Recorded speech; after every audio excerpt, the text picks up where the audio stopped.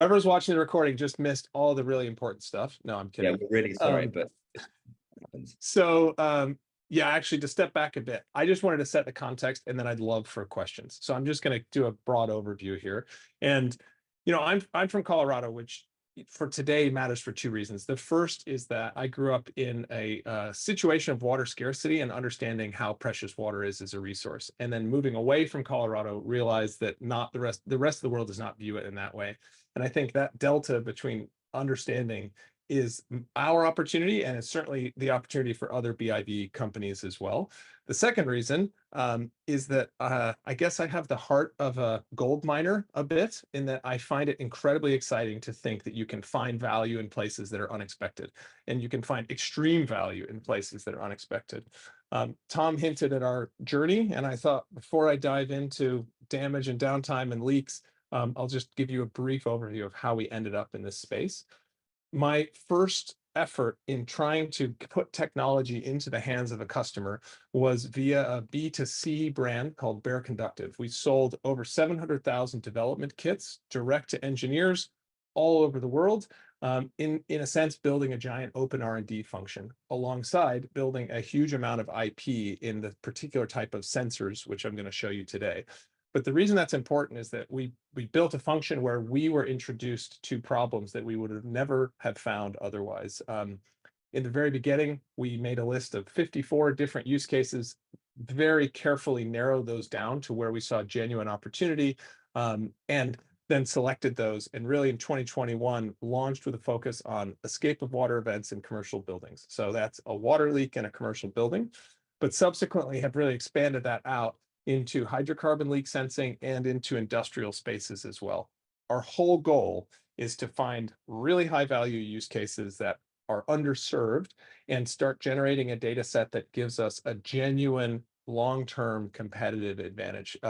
Layer is a totally new way to instrument the world.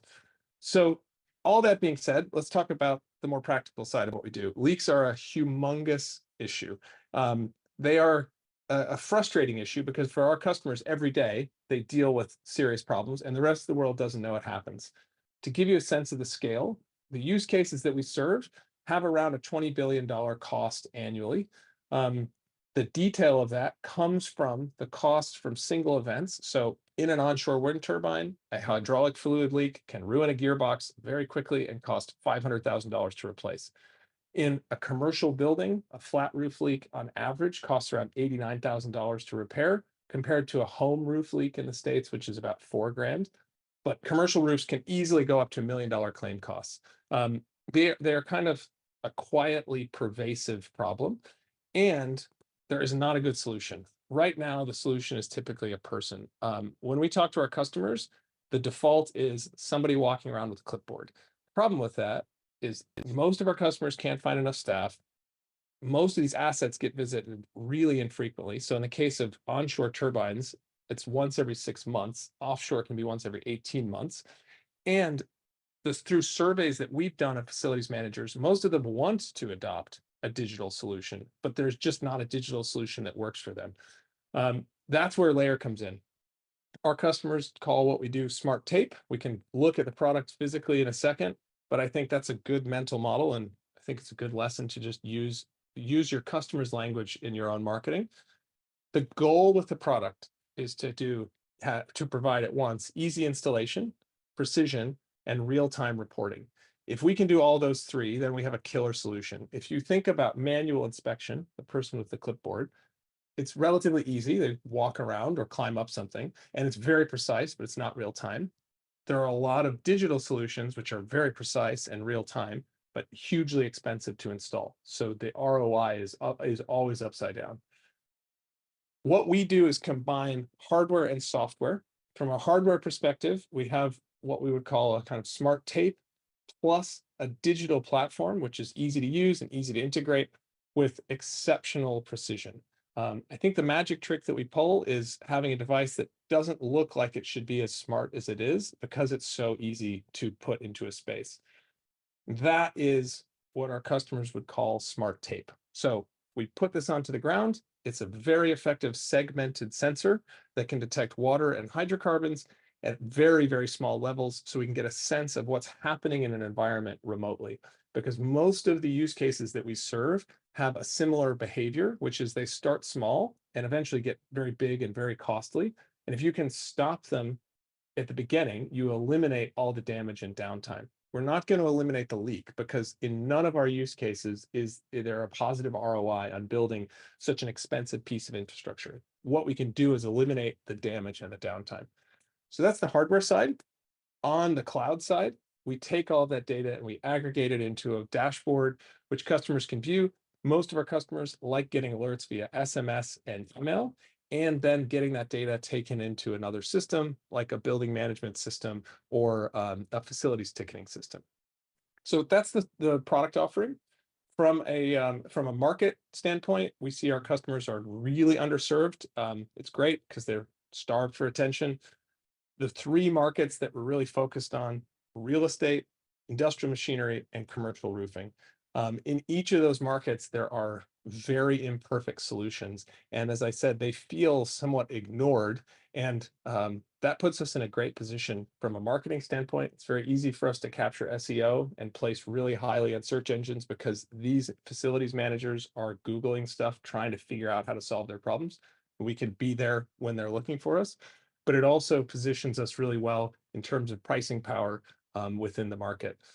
We also see insurance as a powerful accelerant to what we're doing. So insurance is really important. We're already developed models with AXA and with other insurers where when a customer installs a device, they get a discount on their premium. So we see that as a really powerful distribution mechanism or accelerant.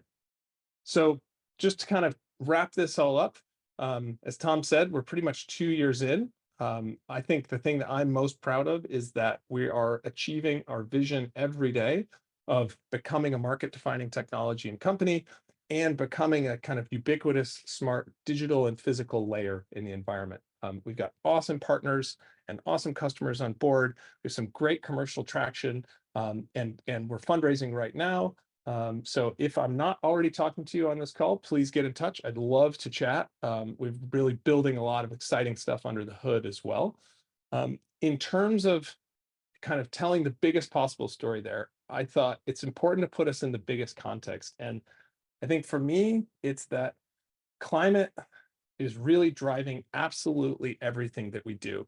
And as I reflected on preparing for this session, I realized every single use case we touch goes back to climate in one or two steps. And I thought I'd just share three examples.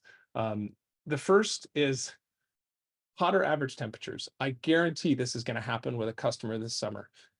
It's a hotter than average time, which means that we have underspecified HVAC, which means that the equipment is stressed and breaks down, which means that there's unplanned downtime, damage, and events that, let's say, are typically in that $10,000 to $50,000 range, which is why people are reaching out to us. We see increased adoption of renewables, which means that there's rapidly scaling deployments, but there's a lack of staff and really infrequent maintenance, leads to equipment breakdown, leads to unplanned downtime, damage, and as I said, much more costly events, so kind of 500K plus, which leads people to layer. But then in the end, I think the biggest story is actually related to our relationship with insurance. When you see 108 billion of natural catastrophe losses in 2023, you have effectively an upside down insurance market. And that's pretty terrifying. That means that insurers need to immediately improve their loss ratios or else their business is at risk of being upside down. That means that insurance companies are aggressively adopting risk mitigating solutions, which is probably the strongest trend that we see right now, is the willingness of insurance to start adopting solutions like Layer. So I think that's probably a good place to stop for a second. I hope that generated some questions. Yeah, thank you for your kind attention.